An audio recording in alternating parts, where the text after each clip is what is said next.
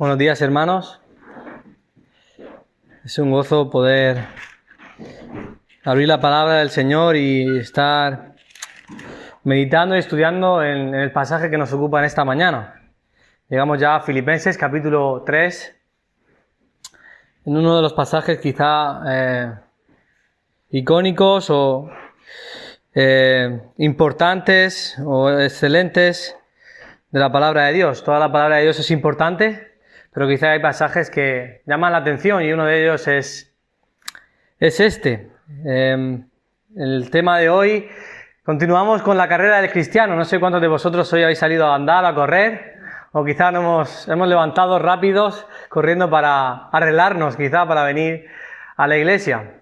Pero en la semana, mejor dicho, hace unas semanas, estuvimos estudiando la primera parte de este capítulo 3, que nos hablaba nos preparaba para la carrera, ¿verdad? Unas exhortaciones que el apóstol Pablo nos daba para correr la carrera. Y si recordáis, nos exhortaba en el versículo 1 a gozarnos en el Señor y luego en el versículo 2 en adelante a guardarnos del error, a guardarnos de aquellas falsas enseñanzas. Y en esta mañana vamos a estudiar del capítulo 3, de los versículos 7 al versículo 11. Y el tema de hoy es la paradoja de la carrera, la paradoja de la carrera.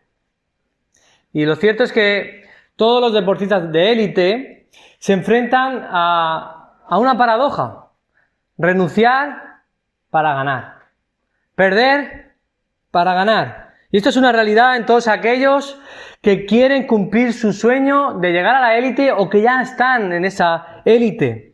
Toda su vida es un sacrificio constante que requiere renunciar a muchas cosas que son importantes y que son de valor en la vida para poder alcanzar su sueño, su meta. Detrás de los focos que vemos en las televisiones hay una vida de abnegación en la que tienen que renunciar a gran parte de su tiempo libre, renunciar en muchos casos a su hogar y vivir lejos, renunciar a muchos alimentos para seguir una dieta estricta, renunciar en muchos casos a los estudios superiores o universitarios, renunciar a pasar tiempo con sus seres queridos, con sus familiares y amigos. Los deportistas de élite tienen que vivir una vida de renuncia constante para poder alcanzar la meta. Un tenista importante, no quizá de los más conocidos en España, pero Feliciano López, que se retiró el año pasado, dice así en una entrevista a Onda Cero. Él era un deportista, un tenista de élite. He perdido muchas cosas. No he pasado las Navidades en casa en 20 años. Te pierdes muchas cosas importantes. El funeral de mi abuela, cumpleaños de mi mujer, de mi hermano. Pero ha merecido la pena, sin duda. Estás cumpliendo un sueño y no lo piensas cuando eres joven. Te compensa mucho por otro lado y sabes algo que forma parte de la profesión. El hecho de renunciar para ganar. Y la vida del cristiano se nos describe también como una carrera en la que se requiere un sacrificio, se requiere una renuncia. El texto que estuvimos estudiando hace 2 jueves nos hablaba de esto. En Hechos capítulo 20 y versículo 24 dice así el apóstol Pablo: pero de ninguna cosa hago caso ni estimo preciosa mi vida para mí mismo, con tal que acabe mi carrera con gozo y el ministerio que recibí del Señor Jesús, para dar testimonio del evangelio de la gracia de Dios. El apóstol Pablo había renunciado, no estimaba preciosa ni su propia vida, con el fin de acabar la carrera con gozo, de correr la carrera. Más adelante, en 1 Corintios 9:25, hablando del dominio propio en el creyente, el apóstol afirma: todo el que lucha, de todo se abstiene. Ellos a la verdad para recibir una corona corruptible, pero nosotros una incorruptible. Hay una renuncia a todo aquello que no es importante para correr la carrera. Y en el pasaje que estamos estudiando, sabemos que en el versículo 3, a partir del versículo 12, se introduce en esta carrera y nos dice que él está prosiguiendo a la meta. Capítulo 3, versículo 14. Al premio del supremo llamamiento de Dios en Cristo Jesús. Por tanto, la vida del cristiano es comparable o se puede asemejar a una carrera que para poder ganar, para poder correrla en sí, se requiere una vida de renuncia. Y el pasaje que nos ocupa esta mañana se encuentra en este contexto. Pablo corriendo la carrera, olvidando lo que queda atrás, prosiguiendo la meta. Y en concreto la palabra de Dios en esta mañana nos va a mostrar 2 razones para renunciar a todo durante la carrera del cristiano. 2 razones para renunciar a todo durante la carrera del cristiano. Acompañadme a Filipenses capítulo 3 y versículo 11. Dice así la palabra del Señor. Pero cuántas cosas eran para mí ganancia. Las he estimado como pérdida por amor de Cristo. Y ciertamente aún estimo todas las cosas como pérdida por la excelencia del conocimiento de Cristo Jesús mi Señor, por amor del cual lo he perdido todo. Y lo tengo por basura para ganar a Cristo. Y ser hallado en Él, no teniendo mi propia justicia que es por la ley, sino la que es por la fe de Cristo, la justicia que es de Dios por la fe, a fin de conocerle y el poder de su resurrección y la participación de sus padecimientos, llegando a ser semejante a Él en su muerte, si en alguna manera llegase a la resurrección de entre los muertos. En este pasaje vamos a ver 2 razones para renunciar a todo durante la carrera.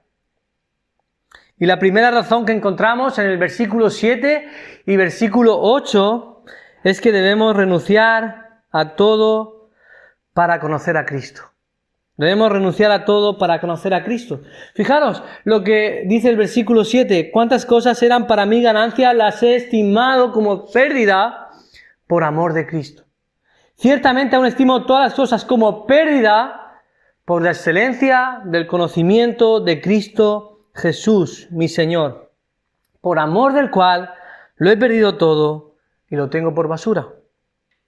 El versículo 7 comienza afirmando: pero cuántas cosas eran para mí ganancia. ¿A qué se está refiriendo? A una gran cantidad de cosas. ¿Cuántas cosas? Se refiere a ellas en pasado. Eran para mí ganancia. Describen una acción que sucedió en su vida pasada, en su vida anterior. Él las tenía como ganancia. Y esta palabra ganancia es un término de contabilidad, que significa lucrarse, obtener un beneficio, ganar algo. Pablo está describiendo que en su vida anterior a conocer a Cristo había una gran cantidad de cosas que para él tenían un alto valor, de las cuales obtenía un beneficio. ¿Cuáles eran estas cosas a las que se refiere aquí? Pues si vamos al contexto inmediato lo encontramos en el versículo 4 en adelante. Dice así la palabra del Señor. Esas son las cosas a las que Pablo tuvo que renunciar en su vida pasada para conocer a Cristo. Dice: aunque yo también tengo de qué confiar en la carne. Si alguno piensa que tiene de qué confiar en la carne, yo más. Circuncidado al 8º día, del linaje de Israel, de la tribu de Benjamín, hebreo de hebreos, en cuanto a la ley fariseo, en cuanto a celo perseguidor de la iglesia, en cuanto a la justicia que es en la ley, irreprensible. Estos versículos 4, 5 y 6 nos describen todo aquello a lo que el apóstol tuvo que renunciar, todo aquello que antes en su vida era ganancia. En primer lugar vemos que es la confianza en la carne, confiar en sí mismo, en lo que él puede lograr. Ahora, ¿cómo se describe la confianza en la carne del versículo 4 a partir del versículo 5? Fijaros, dice: circuncidado al 8º día. Él confiaba en un ritual, el ritual de la circuncisión que ya estuvimos estudiando.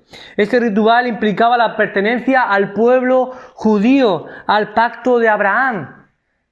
Esto era un logro, era una bendición. Ser judío era ganancia.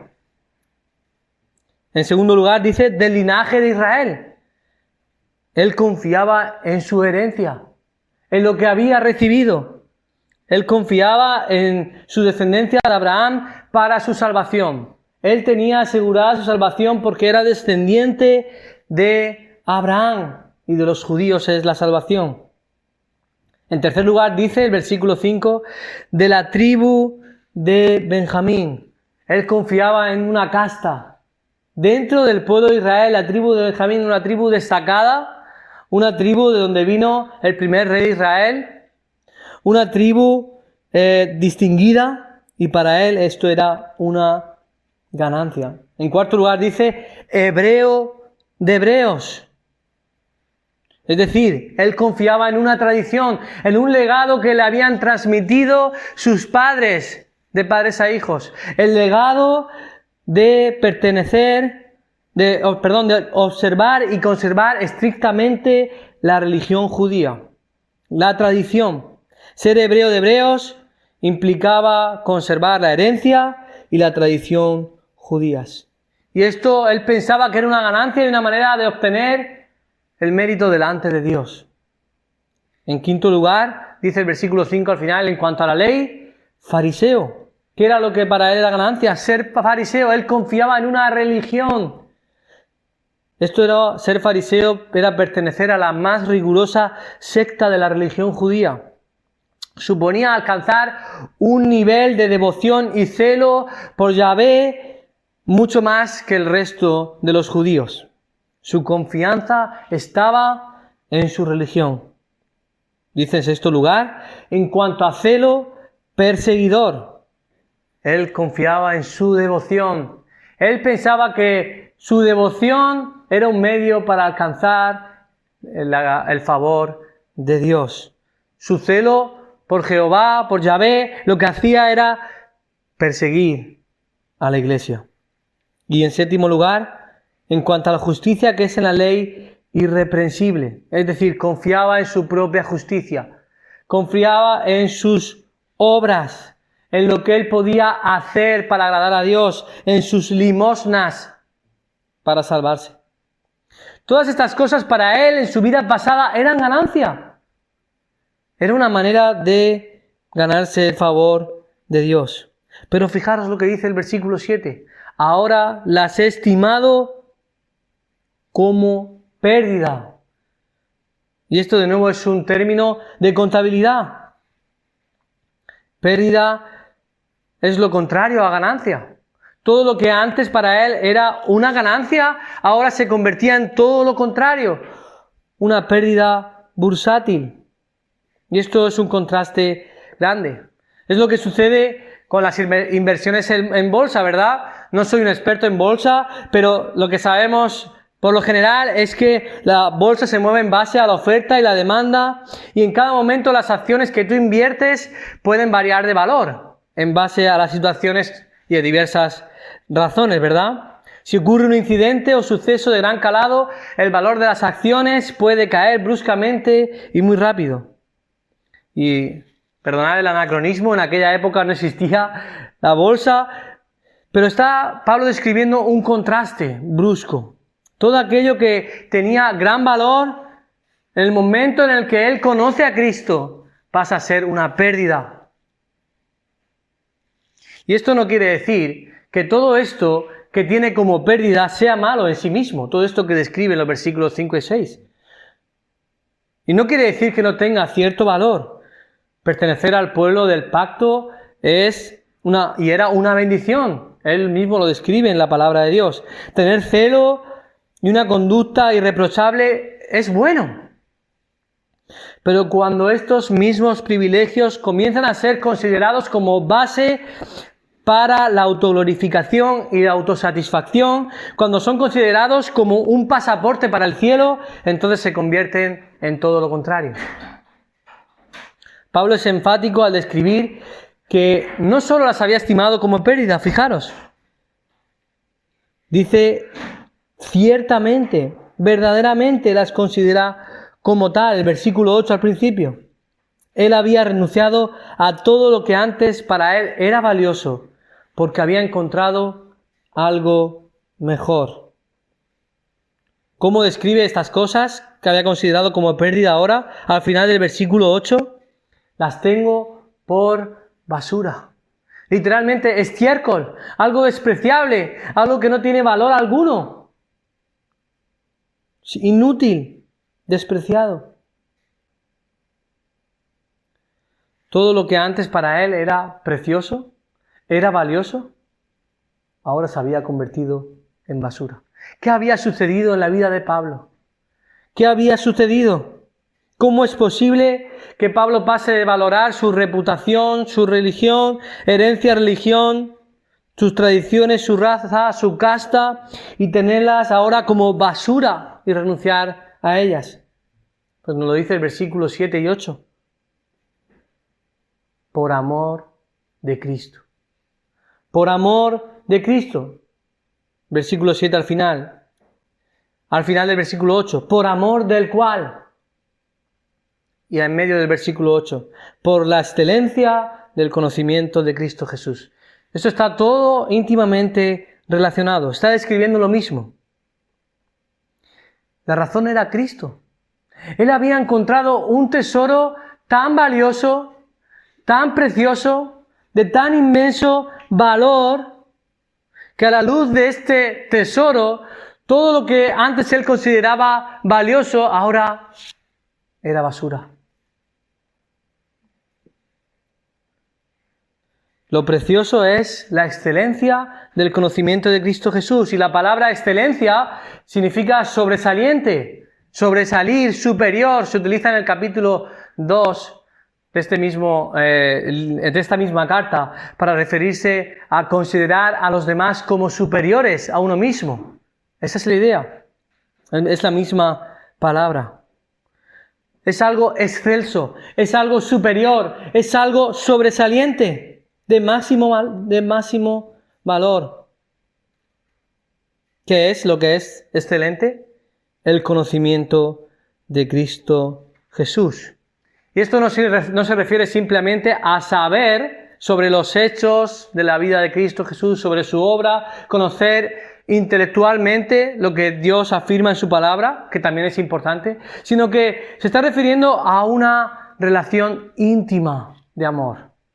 A un conocimiento íntimo. La palabra de Dios, tanto en el Nuevo Testamento como en el Antiguo Testamento, utiliza esta palabra en numerosas ocasiones para hablar de una relación íntima.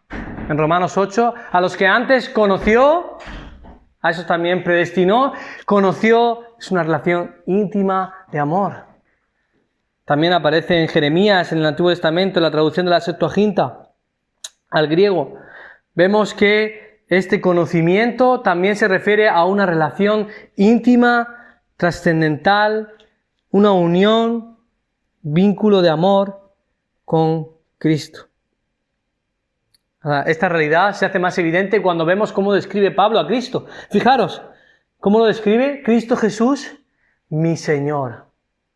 Y esto refleja primeramente una relación cercana, mío, algo que pertenece a Él. Y a la vez una sumisión, mi Señor. Él es mi Señor.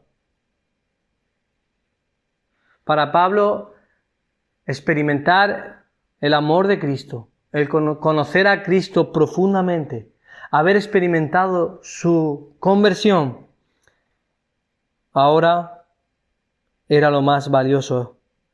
Todo lo demás es basura a la luz de conocer a Cristo Jesús.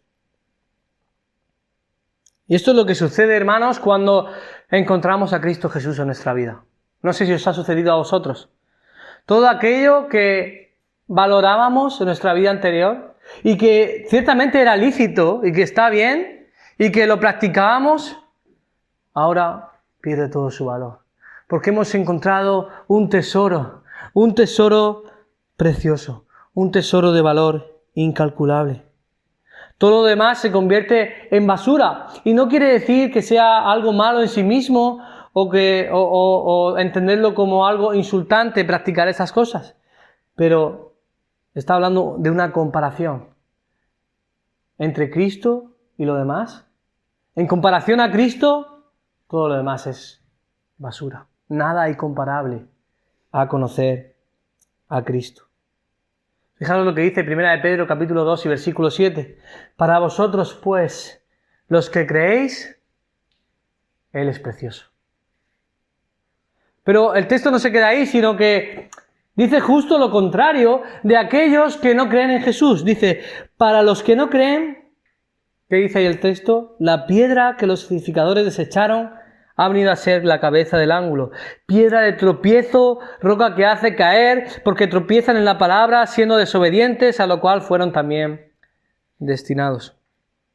Aquellos que no creen en Cristo todavía siguen dando valor a todas aquellas cosas externas, todas las cosas que te ofrece esta vida, que son lícitas y buenas, porque todavía no han experimentado, no han conocido el tremendo valor que tiene Cristo.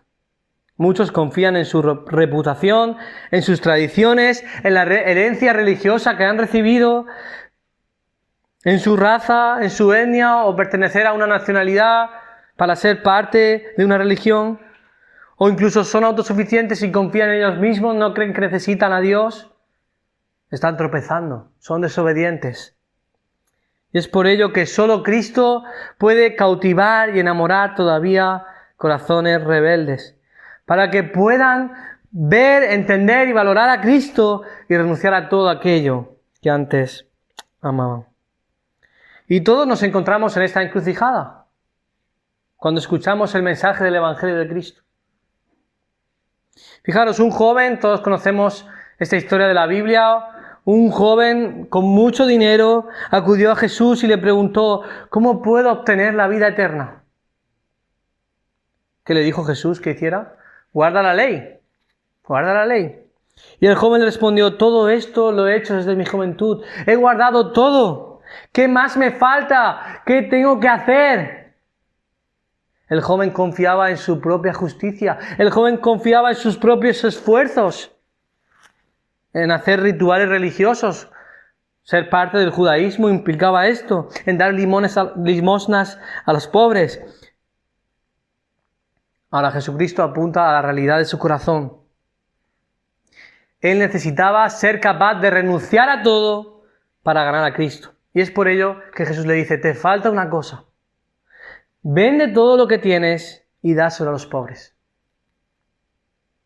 El joven se fue triste porque no podía renunciar a todo aquello en lo que confiaba y que para él era de alto valor, como las posesiones. Fijaros, en otra ocasión Jesús dijo en Lucas 14, 26 y 27, si alguno viene a mí y no aborrece a su padre y madre y mujer e hijos y hermanos y hermanas y aún también su propia vida, no puede ser mi discípulo. El que no lleva su cruz y viene en pos de mí, no puede ser mi discípulo. Qué palabras, ¿verdad? Tan duras. ¿Qué está queriendo decir aquí Jesús? Jesús llamó a sus discípulos a cultivar una vida de devoción y amor por Cristo de tal manera, hasta tal punto, que nada se pusiera como prioridad en su relación con Él. Todo, incluso sus propias esposas, sus familias, sus propias vidas, todo aquello que pueda tener más valor, debía quedar en un segundo plano. Cristo debía ser su prioridad. ¿Estás dispuesto a renunciar a todo por el conocimiento de Cristo? ¿Qué valor tiene Cristo en tu vida? ¿Es Él el tesoro más valioso y precioso que has encontrado, que a la luz de conocerle, lo demás ha perdido todo su valor? En primer lugar, hemos visto la primera razón para renunciar a todo durante la carrera cristiana es para conocer a Cristo. En segundo lugar, la segunda razón para renunciar a todo durante la carrera cristiana es para ganar a Cristo. Fijaros lo que dice el versículo 8, la última parte. Por amor del cual lo he perdido todo y lo tengo por basura para ganar a Cristo. Y ahora a partir del versículo 9 al versículo 11 comienza a decir cuáles son las implicaciones y las bendiciones que obtenemos de ganar a Cristo. Dice el versículo 9, ser hallado en Él, no teniendo mi propia justicia que es por la ley, sino la que es por la fe de Cristo, la justicia que es de Dios por la fe, a fin de conocerle y el poder de su resurrección y la participación de sus padecimientos, llegando a ser semejante a Él en su muerte, si en alguna manera llegase a la resurrección entre los muertos. La segunda razón para renunciar durante la carrera es para ganar a Cristo. El verbo ganar tiene varias acepciones en el Nuevo Testamento.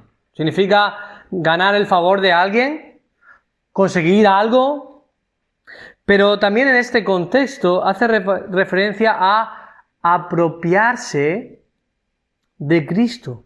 Apropiarse de Cristo. ¿Qué implica esto? Apropiarse de Cristo es que Cristo venga a ser el poder dominador en y sobre todo el propio ser y circunstancias. Es el premio que se obtiene al renunciar y perder todas aquellas cosas que antes eran ganancia. Y aquí encontramos la paradoja. El creyente, cuando viene a Cristo, renuncia para ganar. Las he estimado como pérdida para ganar. Pierde para vencer.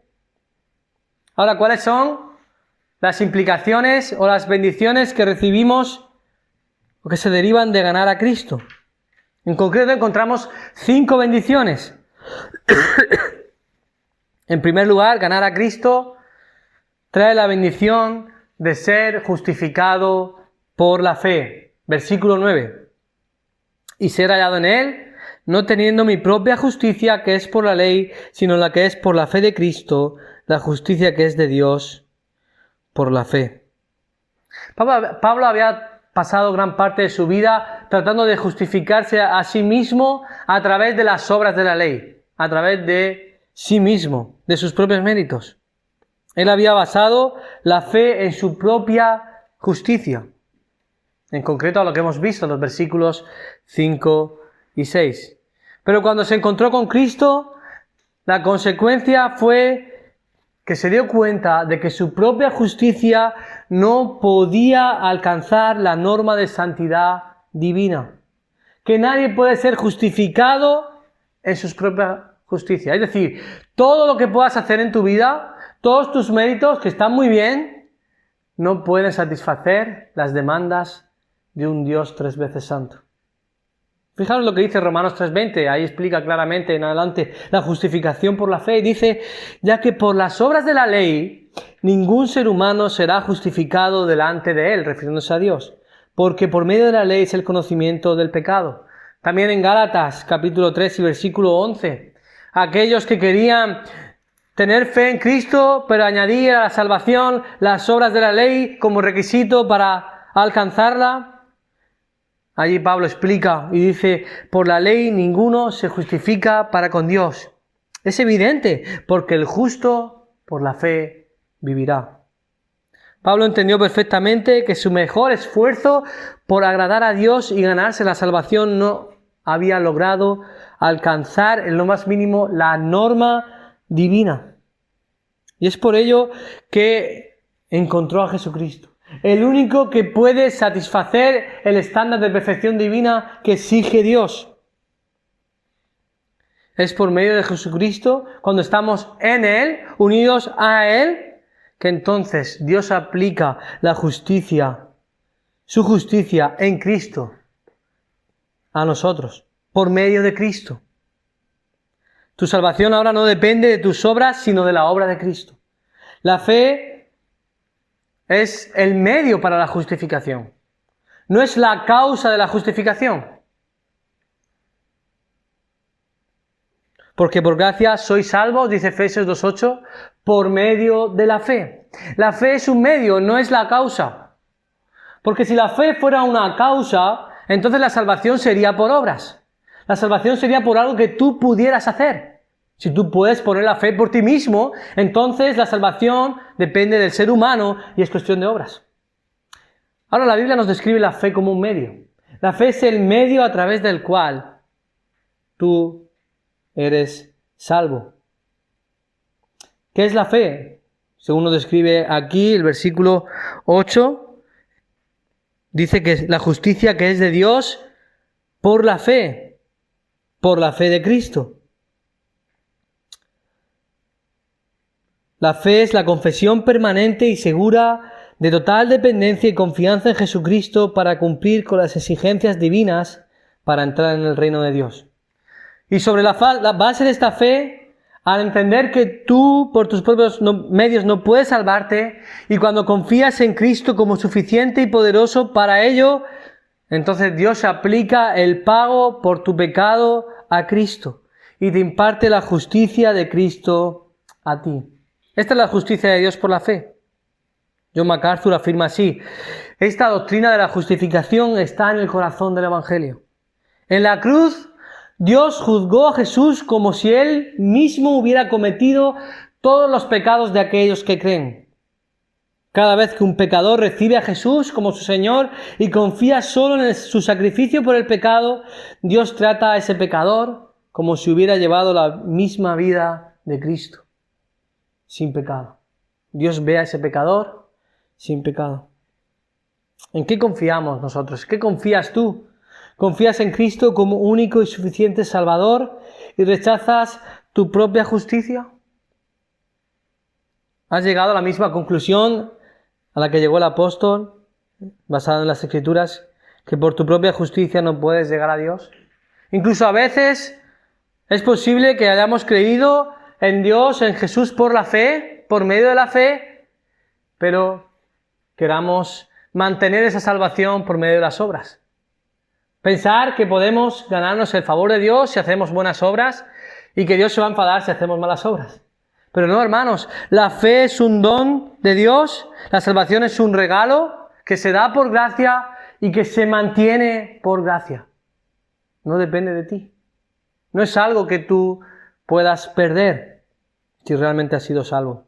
En segundo lugar, no solo ser justificado por la fe es una bendición, sino que también encontramos la segunda bendición, dice, conocerle a Él, versículo 10. A fin de conocerle, está otra vez redundando en la misma idea del conocimiento de Jesucristo. Pero fijaros, aquí la diferencia está en que en el versículo 8 se refiere a un conocimiento experiencial en la salvación y aquí se está refiriendo a un conocimiento continuo y profundo del Señor Jesucristo durante su santificación, durante su vida cristiana. Lo que está diciendo aquí es que la bendición al ganar a Cristo es poder conocerle más y más, profundizar más y más en su amor, en las riquezas de su gracia, en su palabra, alimentarnos más de Él, enamorarnos más de Él. Fijaros lo que dice el capítulo 1 y versículo 9 de Filipenses, que estuvimos estudiando también. Dice, y esto pido en oración. Capítulo 1, versículo 9. Que vuestro amor abunde aún más y más en ciencia y en todo conocimiento, para que aprobéis lo mejor, a fin de que seáis sinceros e irreprensibles para el día de Cristo. ¿Podemos verlo? Que el amor abunde aún más y más en todo conocimiento. El amor de Cristo no es una experiencia única en un momento determinado en tu vida en el que el Señor te salva, que sí, sino que el amor de Cristo sigue experimentándose una vez que Dios lo ha derramado en nuestros corazones. Y tenemos que crecer en ese amor, profundizar en ese amor por el Señor. Esa es la segunda bendición que encontramos en este pasaje, de ganar a Cristo. En tercer lugar, la tercera bendición de ganar a Cristo es conocer el poder de su resurrección. Dice, conocerle y el poder de su resurrección. Del versículo 10, la segunda parte. Él había entendido que la ley no tenía ningún poder sobre el pecado. Su carne no tenía ningún poder sobre el pecado. Sus esfuerzos tampoco. En cambio, conocer a Cristo sí había tenido poder. Porque Pablo había recibido el mismo poder espiritual que levantó a Jesús de los muertos. La resurrección de Cristo es la mayor manifestación de poder de Dios y de Cristo Jesús. Jesucristo mismo dijo en Juan 10 y versículos 17 y 18, dice que nadie me quita la vida, sino yo pongo mi vida para volverla a tomar. Tengo poder para tomarla, para ponerla, tengo poder para volverla a tomar. Ganar a Cristo implica ser partícipes del mismo poder que resucitó a Cristo por medio del Espíritu Santo. En cuarto lugar, otra bendición de ganar a Cristo es participar de sus padecimientos, dice el versículo 10. a fin de conocerle el poder de su resurrección y la participación de sus padecimientos, llegando a ser semejante a él en su muerte. Y esto de nuevo resulta paradójico. ¿Cómo es posible ganar a Cristo? Que ganar a Cristo implique sufrir. ¿Cómo es que al ganar pierdo? Aparentemente, sufrir por Cristo no parece una bendición, ¿verdad? No parece ser algo bueno o algo de lo que tengamos que agradarnos. Pero cuando Cristo nos salva, cuando el Señor nos rescata de nuestro pecado, cuando entendemos el sufrimiento que Cristo tuvo que pagar en nuestro lugar, sufrir por su causa ahora es un privilegio. Porque Cristo padeció mucho más por nosotros. Fijaros, en 1 de Pedro dice en el capítulo 2 y versículo 21, pues para esto fuisteis llamados. Fuisteis llamados, es un llamamiento de parte de Dios. Porque también Cristo padeció por nosotros, dejándonos ejemplo para que sigáis sus pisadas. Y Mateo capítulo 5 y versículo 11 y 12 nos dice que somos bienaventurados cuando por mi causa os vituperen y os persigan. Gozaos y alegraos.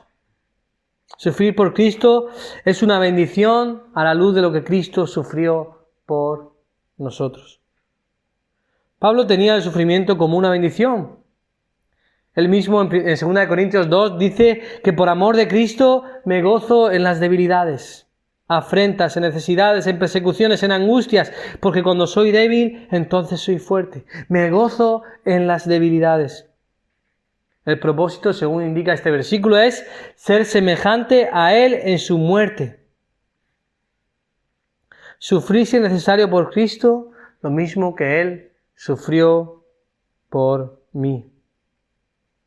En quinto lugar y último, ganar a Cristo es garantizar la resurrección de los muertos. Garantizar la resurrección de los muertos. Fijaros lo que dice el versículo 11.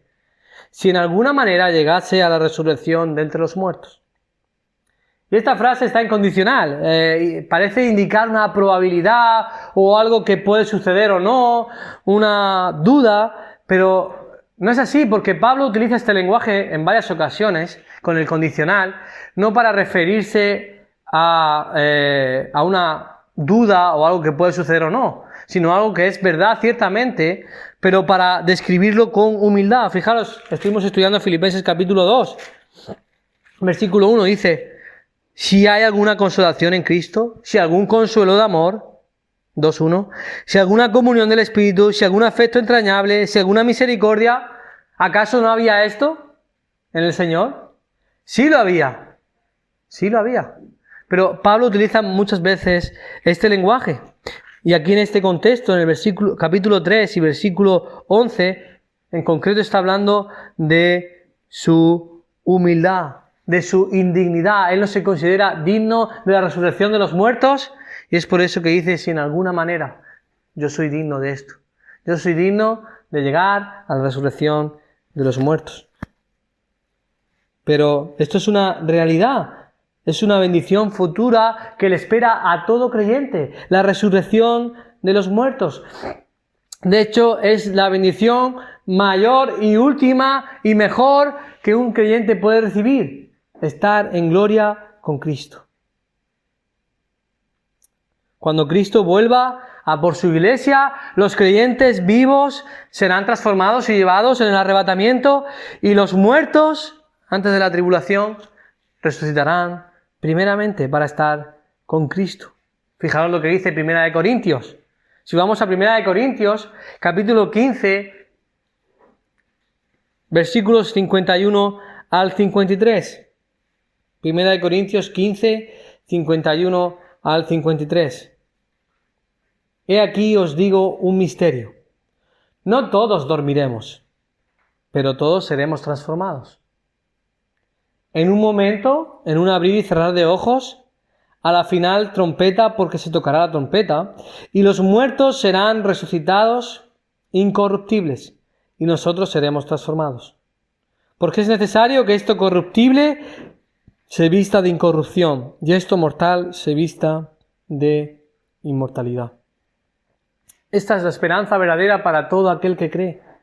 Que su vida no termina con la muerte y que un día su cuerpo será resucitado sin las afectaciones y debilidades que trajo la caída y el pecado. Un cuerpo perfecto, un cuerpo sin enfermedad, un cuerpo sin muerte. Esta es la mayor bendición que un cristiano puede recibir. ¿Hay algo mejor que ser transformado y estar con Cristo? Cuando una persona gana a Cristo, recibe la justificación por la fe, la bendición de una relación íntima de amor, el poder de Cristo en su resurrección, la participación de sus padecimientos y la certeza de su resurrección futura, entre otras muchas bendiciones que encontramos en la palabra de Dios. A la luz de esto, todo lo demás carece de absoluto valor. Y cuando hemos entendido esto, entonces podemos exclamar como el apóstol Pablo: todo lo tengo por basura. Me gustaría contaros una historia antes de terminar de el misionero John Gibson Paton. Él es un ejemplo de renuncia para ganar a Cristo. John Gibson Paton fue un misionero entre los caníbales del Pacífico en el siglo XIX. Su pasión por los perdidos le llevó a renunciar a todas sus comodidades en Glasgow, en Escocia, para adentrarse en lo que se conocía como las Nuevas Hébridas, al norte de Australia, en las islas del Pacífico. El 1 de diciembre de 1857, Paton obtuvo su licencia y fue ordenado misionero a las Nuevas Hébridas. En el 58, junto con su esposa Mary Ann Robson, viajaron hacia el lugar donde se establecerían inicialmente. El 5 de noviembre de ese mismo año, la pareja Paton, junto con un joven misionero llamado Joseph Copeland, desembarcaron en la isla conocida como Tanna. Tan pronto llegaron, procedieron a construir una pequeña casa donde vivirían en la isla. Un poco más de un año después, a principios de 1859, su esposa Mary tuvo un hijo. Y en marzo de ese mismo año, debido a una intensa fiebre, tanto ella como el bebé murieron. La fiebre tropical hizo de su trabajo algo mortal, y el misionero afligido tuvo que cavar con sus propias manos la tumba donde sepultó a su esposa junto con su bebé. A esto se sumó el peligro de que las celebraciones de los caníbales muchas veces tenían lugar a la vista de la casa del misionero. La sangre humana corría por las aguas de los ríos cercanos, haciéndola inapropiada para su consumo. En medio de tan adversa condición, Joseph Copeland, el compañero de Paton, perdió el juicio y en poco tiempo murió. Tiempo después, Paton dejó la isla de Tanna, se trasladó un poco más al norte a otra isla de caníbales llamada Anigua. Allí comenzó a predicar el Evangelio, a pesar de haber perdido a su esposa y su hijo y a su compañero. Siguió haciendo la labor evangelista. Dios obró. Muchos en aquel pueblo se convirtieron. Tiraron sus ídolos de madera y comenzaron a seguir a Cristo. Paton escribió: si no fuera por Jesús y por la comunión que Él me dio, me hubiera vuelto loco y hubiera muerto junto a esa tumba solitaria. Una de sus frases más importantes y que reflejan su renuncia por ganar a Cristo es la siguiente: si yo consigo vivir y morir para glorificar al Señor, no hallaré ninguna diferencia entre el ser comido por los caníbales y el ser comido por los gusanos. Y en el gran día mi cuerpo de resurrección se levantará tan justo como el suyo, a la semejanza de nuestro Redentor resucitado. Esta es la esperanza, era la esperanza de John Paton. A pesar de sus sufrimientos, él siguió predicando el Evangelio, renunciando a todo en esta vida, a todo lo que aparentemente es valioso, para servir y glorificar al Señor con su vida, para llevar el Evangelio a una población donde Cristo iba a salvar a muchas personas. Ganar a Cristo, hermanos, ese es el mayor tesoro que una persona puede tener. Profundicemos en su amor. Profundicemos en su justicia perfecta, en sus padecimientos, en sus bendiciones. Que Él sea lo más valioso de nuestra vida.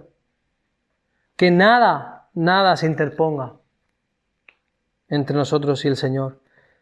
Que ni las posesiones, ni una religión, ni nuestros familiares, ni siquiera nuestros hijos, ni nuestro esfuerzo, ni nuestro orgullo se interponga delante de nuestro Señor Jesucristo. Vamos a orar.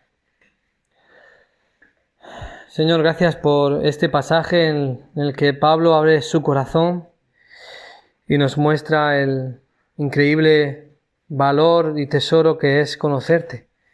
Y somos testigos de eso también en nuestra vida. Cuántas cosas eran para nosotros ganancia, cuántas cosas valorábamos antiguamente y creíamos que la vida era eso, pero hermano, nos hemos dado cuenta que lo más precioso eres tú. Nos hemos dado cuenta que, Señor, tú eres valioso y tu obra es magnífica y tú nos has salvado, nos has rescatado, nos has dado una esperanza, nos has dado numerosas bendiciones. Y es por eso que te lo queremos agradecer y queremos darte la gloria solo a ti, Señor. Ayúdanos a vivir una vida en la que tú seas nuestra prioridad, en darte el mayor valor, que nos enamoremos más de ti, Señor, y que nada se interponga entre tú y nosotros, nada lo pongamos por delante. Aún en nuestras debilidades, en nuestros pecados, somos imperfectos, Señor, pero crea en nosotros y aumenta el amor por ti, el amor por tu palabra, el amor por una relación contigo y el amor por compartir con otros tu palabra y el Evangelio. En el nombre de Jesús. Amén.